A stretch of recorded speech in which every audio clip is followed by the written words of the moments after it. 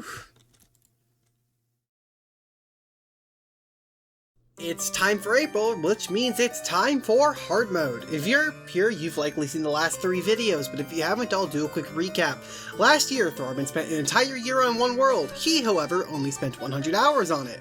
Since I have no life, I decided to do what he did, quintuple the length to 500 hours, and add a bunch of content mods. Here are the big 7, along with some mods to help with compatibility and balancing, and the full mod list is in the description. Did you catch all that? No? Too bad. Intro over, let's get on with it. New month. New me. Kind of, not really, but we have new stuff to do. I have a new large project plan, so I want to hit the ground running this month, so that we're ready to start it as soon as possible. Starting off with the Wall of Flesh, it turned out to be a lot more difficult than I thought. Its 60k health ensured that the fight was going to last a while, and Fargo for some reason made the Ichor Shower attack on the wall extremely laggy. We died a good few times, either to said Ichor Shower or to running into the wall itself. Our defenses may be good, but we're still taking roughly 150 damage each time we get hit. The Hungry also proved to be an issue due to Fargo's enemy modifiers. Since there's so many of them, some of them were bound to get horrible modifiers, such as Scary. Scary gives a confusion when within a certain range of the creature, and as a melee player, I can't be affording to stop and switch directions at any point because the wall will hit me if I do. Over time, in multiple attempts however, we whittle down its health enough to enter into hard mode. I immediately rush to the sky bridge to check out where the astral infection may have hit our bridge, only to see nothing. It actually went around our structures, it seems, so hit the ground below the bridge instead. With that bullet dodged, it was time for a little bit of mining. I fished to get enough mithril for Mithril Anvil, as Calamity restricts unlocking mithril normally until after killing your first mech boss, get some geodes for geode armor, since that gives Vein Miner, and make my way to the underground. I get enough palladium for a sword, pike, repeater, drill, and chainsaw before moving on. After this, I decided to hang up our Scoffnung and replicas of our Eye of Night and Night's Edge. Our palladium items out-tier our melee weapons, and we now have some new summon items. The Black Hawk remote summons these fighter jets that will shoot whatever bullets I have equipped. I started with Curse Bolt before switching to Bile Bullets, which almost act like a mix of Ichor and Curse Flames. We also got the Masterful Adornment of the Chaotic God, a summon item that spawns in a top hat to shoot at enemies. Its gimmick is that you can right-click the summon to have a 60% chance to increase its attack speed or crit chance for a short amount of time, a 30% chance to either inflict a random debuff or cause the hat to shoot out random projectiles for reduced damage, and a 10% chance to apply both the increased attack speed and crit chance for half the time of the normal 60% chance. Now it's time for something brash, drastic, and impulsive. Modded Redemption gets one new addition right at the beginning of hard mode. A nuke. Yes, you can nuke the world. I decided that the best spot to nuke the world would be in the recently crimsoned area, so I set it up, kept my distance, and get instantly killed because I was still too close to the blast. Returning to the spot with some radiation gear, we find out that it didn't convert the mud into the wasteland biome, but thanks to the nearby beehive, we have essentially halted the Crimson's progress on both sides. I'm fine with this, to be honest. If the underground starts to become an issue, we always have our Purify spell, and I plan on purifying the Crimson anyway once we get the Steampunker in May. Next up was a short little rush of different fights. Queen Slime was first with a whopping 130,000 HP. She proved to be somewhat challenging, although this was mainly due to an attack lagging my game like the Wall of Fleshes did. This is the only other fight this month that has that issue, and we shouldn't be seeing it again until August. Other than that, her attacks aren't too hard to dodge. She really didn't get too many changes compared to vanilla, so it wasn't too bad. We also got to test a new Stellar Nova, Unlimited Blade Works. The gist is that it summons knives and make enemies deal less damage when hit, and gives me a buff to my damage, crit chance, knockback, and defense. We got another one too, but it didn't really seem as good. I'll consider switching it when I start going for melee damage purely, but it requires me to set my aspected damage type, and that would hurt our damage right now, since it reduces your damage and we're using a multi-class stat. We then decided to take care of Cosmix, the Fallen Beholder. This fight is actually really fun, but with one major bug. He turns invisible when playing with Overhaul. It's a weird compatibility issue between Thorium Boss's Reworked and Overhaul, and I have no idea what causes it. I've seen this in other playthroughs before, and I just kind of deal with it. This doesn't change the fight a ton, but an 88k HP invisible boss is sure to cause a few issues. For the sake of time, I'm gonna move on, but yeah, not too bad a 17 civility. The pirates were our final fight of the day, and we just sat inside the castle. See, we set up gates using actuators recently, replacing the old tall gates that we had been using earlier. And that means that they're completely unable to attack me, with some exceptions like they might be able to get through the doors that are slightly exposed, and parrots can go through walls, but for the most part, all we had to do was leave towards the end of the invasion to get a Dutchman to spawn, and we were golden to get everything we needed from this invasion. Finally, we decided to end off the stream with a little bit of building. I turned the area next to the astral infection into a hollow and then got to work. I wanted to build something nice with the balloon blocks, and this bouncy castle worked out nicely. My goal is to try to get a few more hallowed buildings up before I start the work on my big project, but we'll see how Thursday goes.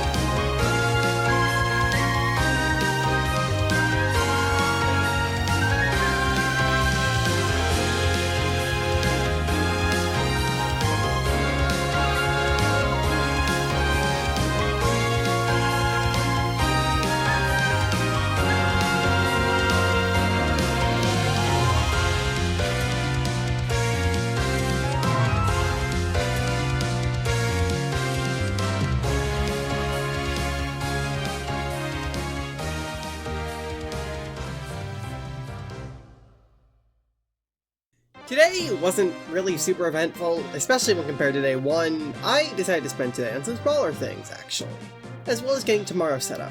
To start, I crafted the Yonk Shield, because Calamity apparently lets you just craft the items for it, and we finished setting up the teleporter hub. I finally remembered junction boxes exist, so this took really no time at all to get the last few teleporters hooked up. Now all that's left are the ones that aren't ready for teleports yet, and those ones typically have pylons anyway. We then decided to make our ocean pylons arena look a little better by adding some pillars and matching the pattern to the town. After some exploration and with our small chores out of the way, I decided to do one last thing. Start the big project I'm working on. I started building the entrance to what will be a showcase of every vanilla item. Since mods like Calamity and Fargo make these items easy to get, I thought it'd be a cool multiple month project to get started. And as I said, multiple months. This will not be an entire month's worth of just time spent at once. Trust me, we're not spending all of April just building a gallery. Oh my god. I care about your guys' health. You guys, someone would go into cardiac arrest at that rate. Sorry, that was unscripted. I got the first row of the weapon section finished after a lot of planning, put the weapons at a good setup on it, and headed off for the day. Today was focused entirely on our new gallery that we're building. This is going to be a multi-month project, and I won't have it take up this whole month like the bridges did, but we still have lots to do. Today was focused around setting up the weapons and ammunition branch of the gallery. I built 27 rows of item random signs, each containing 18 of each. During this, I ended up nuking a random part of my world because it's funny, and grinding for a tribal charm because getting purified by mimics was making me mad. This got us a new summon weapon that spawns a jungle mimic, and we replaced our Pod 042 with it. After that, we spent about 2.5 hours meticulously naming every single sign on there. Each weapon is sorted alphabetically, with the ammunition being sorted by type after them. It's how the wiki chose to sort to. I plan on doing tools at some point in the future, which will go below the weapons and ammo category, but for now I'm fine with letting this settle before continuing it. This week, let us use Mithril. Due to the fact that we won't be able to use tier 2 or 3 ores when we're technically supposed to, thanks to Squire Armor and killing all the mechs at a similar time next month, I split up how we're doing ores this month. Last week was tier 1, this week is tier 2, and then after that is tier 3. We spent a good while fishing out Mithril and Orichalcum before making some weapons. I wanted to try my hand against Eternity Cryogen today. This was a huge mistake. Not because it's too hard, no, it's hectic, but I was starting to somewhat get the hang of it. It's because of the lag. Fargo has a bad habit of making boss fights very laggy in the pursuit of making the bullet hells. And so, even with Nitrate and pretty much optimizing this mod pack to hell to pretty much negate the fact I have 90 mods on, we weren't able to beat it. It would constantly lag a ton towards the end of the fight and we'd die soon after. As we started to figure out later, it's these attacks where he launches forward a stream of snow projectiles that kind of acts as a barrier. Fargo, if you are watching this, please fix your mod. This isn't fun. It's annoying. Reduce the number of projectiles, please.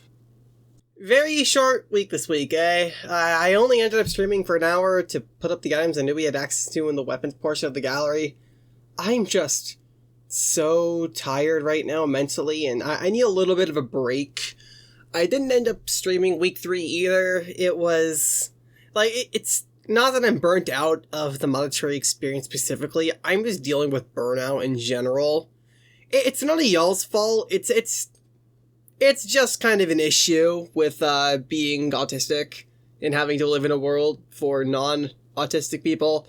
I don't want to, of course, put all the blame on that, but I mean, autistic burnout is a real issue. I'll move on past this, but yeah. Modded Terraria Experience was just the easiest thing for me to cut out that week in order to get a substantial amount of time where I could just rest. But we'll be right back onto it with week 4, which I'm actually calling week 3 because we didn't stream week 3. You know what? Let's just move on. Y'all got a montage to watch.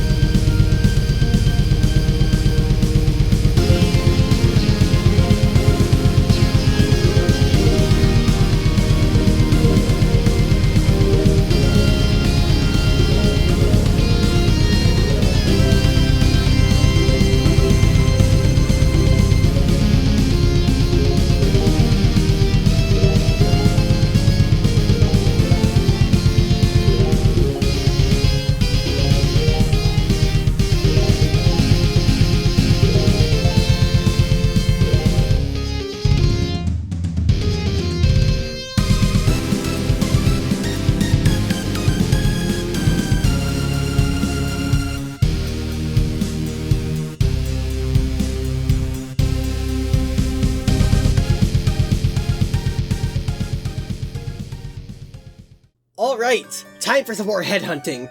We skipped last week, as I said, because of my own mental health, so we've got some fights to do in order to be able to catch up. First up is the Borean Strider. It's the only fight that Thorium Boss's reworked didn't actually update, since it's getting a rework in the future. So it was very uneventful. Just a little bit of flying around and attacking it from a slight distance made it a piece of cake. Even with the slightly janky flying controls of Overhaul, it really didn't change much. We then decided to finally upgrade our arsenal a bit. All we've really done since Wall of Flesh is get some ore weapons, so this is much needed. We farmed a lot of mycelium mimics, which are added by the Thorium mod, to try for the fungal cane. It's a new sentry that is kind of an upgraded version of our weed eater in some ways. They're both plants that shoot debuff inflicting, slow moving projectiles at enemies. They both even inflict debuffs too. The debuff on the fungal staff is called mycelium, and makes whatever affected with it move slower and takes some small damage over time. We got a bunch of grappling hooks, as well as a new melee weapon that basically acts as the mycelium flare-on that we now decided to take with us as well, before finally getting the fungal cane we wanted. The weed eater is now on the wall with the other items. Next up, we decide to fight the Banished Baron. Oh my god, I love this fight. It's one of my favorites when it comes to Fargos. It's perfect difficulty for early hard mode, and unlike another certain boss by Fargo, it doesn't overly lag my game. It's been a while since I last fought the Baron, so I die on my first attempt after a good solid fight. But on attempt 2, we quickly finish it off. Quick little side tangent, this fight is, again, so much fun. Legitimately, play Fargos, just for, this fight and, the turbo fights. The Eternity mode fights are cool and all, but, if you don't want to do Eternity mode, still play Fargo Souls just to be able to fight stuff like the Banished Baron. Life Flight's pretty good too, but I think Banished Baron is honestly probably my favorite fight Fargo's ever made. It's got a certain flow to it, and a certain dance, and it's nice, and it's perfect difficulty for early hard mode. It's not my favorite fight in Modded Terraria. That'd probably go to something more, nebulous. Actually, what would it go to? You know, I'm not gonna put too much thought into it because this is a weird unscripted part again. But yeah, great fight. Legitimately, it's a reason to play Fargo Souls that isn't like Eternity mode or the Soul of Eternity. But yeah.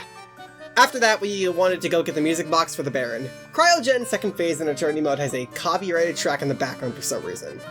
Like really, Fargo? Please search up Paratune. Trust me, you will thank me later. Paratune is amazing. Except we need a music box to overwrite the song. I wanted the Baron's music box, but it apparently doesn't have one. Why would I bring this up then? Well, because we dealt apparently roughly 36,000 damage in a single burst during this. Adrenaline and Rage gives a roughly 335% damage increase on their own, combined with a crit to add another 100% and make it an ability with high base damage, and you have a recipe for death and destruction. The issue? You need to no-hit the fight for multiple minutes to get Adrenaline, but also need to get close to attacks to build up energy to use the Nakomi Armor Set bonus, as that's what's doing the damage. It's a hard setup, but even if you don't get the crit, you can still get well over 10,000 damage. Finally, we fought Cryogen. I don't even know how we beat it, but we just kind of did. A lucky crit for 9k damage with our Nakomi armor definitely helped, as well as some lucky placement with the lag when the attacks that caused it started happening. This helped us get another new summon item that gives a little ice shield that shoots spikes corresponding to the amount of minion slots I use on it. I decided to replace my Black Hawk remote with it, as I can just use my repeater, or eventually the adamantite carbine I made, to easily apply Bile. With all 3 bosses down, we needed stuff to do for the last while. Why not get the bio keys we're missing? We still need the corruption key and the 3 thorium keys after all, and it could be good to get them before we need them in June. Basically just lets us run into the dungeon and just grab them all before we have to deal with grinding for stuff like paladin shields. Oh god, I need 4 or 5 paladin shields. That's gonna be fun. Yeah. There's a lot of unscripted parts in this video. Is it because I just kept talking? and because I, like, skipped an entire week. I don't know. It's fine. Whatever. First up, the corrupt key wasn't actually all that bad. A quick trip to the bio key was originally to get some banners to craft one. Until we got the key mold. Missile and Arya adds them. Both the key and the key mold can drop, and I can just craft the key using the key mold when we kill Plantera. So I'm alright with this. Next up was the aquatic depths. It took about half an hour or so, but we made a good 5 or so platinum and duplicates. Then, the underworld key. Oh boy, where do I begin with the underworld key? This one caused a lot of deaths, and took forever, like at least 90 minutes. But after over an hour and 42 platinum and duplicates, we get the key. The last 30 minutes were trying for the Thorium Desert key, but didn't get it before our 4 hours were up. I plan on getting the key tomorrow, as well as working on the gallery before we kill the mechs into May. Ah yes, the stream where I was going to work on the gallery. The final stream of the month as well. This stream, however, instead of working on the gallery, can be summed up in 2 words. Banished Baron. We fought the Banished Baron a bunch of times because I kind of just wanted to talk to chat. I was in a good mood and chat was extremely active, so it was nice to discuss things like issues in the modding community with them. This, however, also ended up leading to the realization that I was using a lot more computer power than before, and upon closer inspection, I apparently got infected with a Bitcoin miner. I probably got it when downloading a video from YouTube on one of those sketchy YouTube MP3 sites. If any music creators that have let me like use their music are watching this, please like give me MP3s or like direct me to an area where I can get the MP3s, so I don't have to keep doing this. Okay, thanks. Where was I? Sorry, this is still unscripted. I try to find official ways of getting song files, but a lot of people don't allow downloads off things like their SoundCloud page. Very fun. So yeah, we ended up spending another 45 minutes waiting for Malwarebytes to scan my PC and detect the viruses so I could quarantine them, all while talking about and playing with my cat, Biff. He's apparently the main character now. Anyways, after that we went back to fighting the Banished Baron while talking, until I realized that we need to get Defender medals for next month. After some quick grinding, like literally just 2 runs of Tier 1 Old One's army, we easily got almost the entire 240 medals we'll need for next month, and I'm gonna make the assumption that we'll get the rest just fine next month. Then, instead of doing the gallery, we spent the rest of the stream updating the old class mannequins in the relic hall. You know, the ones I kept saying I was gonna update? Yeah, we're finally changing them. They're now updated to early hard mode, and I'm gonna actually try to keep them updated this time. I was originally going to just use the titanium armor for ranged, fun fact, since I didn't have Palladium in my world yet, but I decided to quickly kill Cosnix and go just a little over the 4-hour mark to get some extra Palladium. What can I say? It looks good. Here are all the stats if you're curious. And with that finished, I shut off the world yet again after 373 in-game days and 147 hours. I'm recording this now and I just now realized that during the last stream, or maybe the stream before, I missed the year mark in-game, and I'm very sad that I did that. We will celebrate a year on the next stream, which will be Friday. But yeah, very fun. As usual, the conclusion and the outro is unscripted, because, I don't know, I don't like writing scripts for my conclusions. They feel too formulaic that way. I like having scripts for, you know, the rest of the weeks, and just like talking about what happens, because it lets me kind of like know what I'm going to talk about and kind of give myself like at least like a rough outline. But like even for like say like the channel members, because I give my scripts to channel members to look at, that like you could probably see yourself that I kind of go slightly off script here and there to kind of, you know, add my own little flair to it. My scripts are more of a rough draft than an actual like thing I have to stick to, like, you know, just completely. But with that out of the way, a lot more eventful than I really, I guess, gave myself credit for. Maybe that's why I was pretty fine with skipping an entire week. We basically got ourselves perfectly ready for the next month. Next month, I don't think it's gonna be super, I guess, like, how do I put this? Like, I guess, like, super, like, eventful comparatively? I'm gonna go check May, actually. Okay, yeah, no, never mind. We get the laboratory. We get the laboratory. That's gonna be fun. It's actually a little bit more eventful. Hell, I'd actually argue it's more eventful than April. So we have a lot more stuff to do. A lot more new bosses. So that's gonna be fun. And then of course we also have to get ourselves ready for June, and a lot of purification. So if you just want to sit around and talk to me, May is the month to do it, because we're going to be purifying a lot now that we're going to get the Contaminator. But I've kept you guys here long enough. I'll let you guys go. If you guys did enjoy, please make sure to like, subscribe if you're brand new, and drop a comment. Those are all good for the YouTube algorithm. Trust me, even you might be thinking, yeah, I'm just gonna get your videos in my recommended anyway. Why should I bother subscribing? Because it helps me. It gets me into the algorithm, okay? I'm being selfish for once. Just please subscribe. Oh, and if you want to support me even more, why not join my memberships? For $1 a month, you can just kind of support me, but for a little bit more than that, each month you can get things such as access to my video scripts as well as other updates. You get access to a private chat room in my Discord server with only people that either talk there way too much or other YouTube members and Twitch subs. You get access to private live streams, you get my videos early, and you'll even buy a small game of your choosing. A few months ago we bought Fight Crab for Toyu, my Aetherian Castellan. And I also want to say a big thank you to Sonarball, my Aetherian Paladin. You both are amazing, and you guys are helping me keep a little bit of motivation to keep going each month. Yeah, with that out of the way, should probably also give a real quick update. Yes, Fireball Spammer is still being worked on. Before you ask, it's still being worked on. Executive dysfunction is just a bitch.